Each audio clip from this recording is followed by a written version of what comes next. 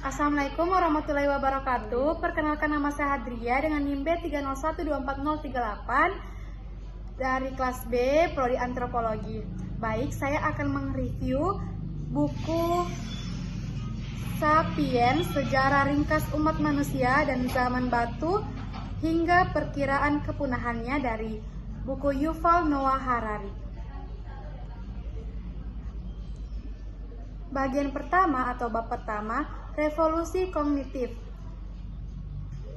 Kurang lebih 70.000 sampai 30.000 tahun lalu, pada bagian ini Harari menjelaskan bagaimana manusia modern atau bisa disebut Homo sapiens berbeda dari spesies manusia lain seperti Homo erectus atau Neanderthal.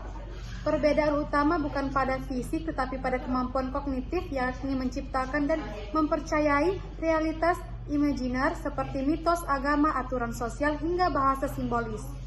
Homo sapiens mampu bekerja sama dalam kelompok besar karena berbagai cerita atau mitos bersama. Bahasa bukan hanya alat komunikasi tapi juga alat membangun struktur sosial. Inilah momen ketika manusia mulai menguasai spesies lain dan menyingkirkan manusia purba lainnya. Yang intinya, revolusi kognitif membuat manusia bukan sekedar hewan pintar, tapi makhluk yang bisa membangun realitas bersama melalui imajinasi. Bagian kedua atau bab 2, revolusi pertanian. Kurang lebih 12.000 tahun yang lalu, Harari menyebut pertanian sebagai penipuan terbesar dalam sejarah. Awalnya manusia hidup sebagai pemburu, pengumpul dengan pola makan beragam dengan gaya hidup lebih bebas. Namun ketika beralih ke pertanian, manusia mulai menetap, jumlah populasi bertambah, tapi kesehatan justru memburuk.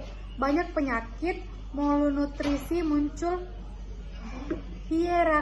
hierarki sosial, petani, pemilik tanah, penguasa, dan budak. Surplus pangan memungkinkan terbentuknya kota, kerajaan, dan birokrasi.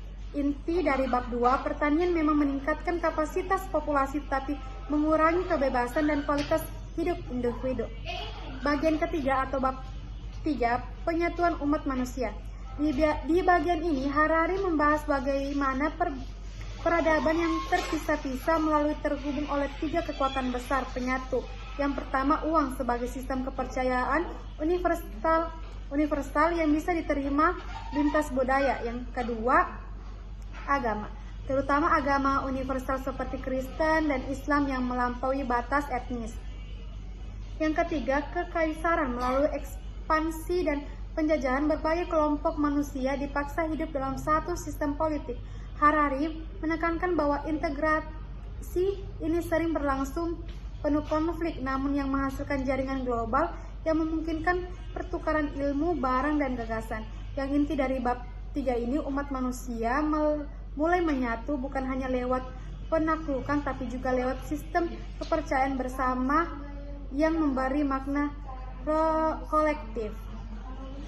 Baik, sekian review buku tentang Sapiens, Sejarah Ringkas Umat Manusia dari Zaman Batu hingga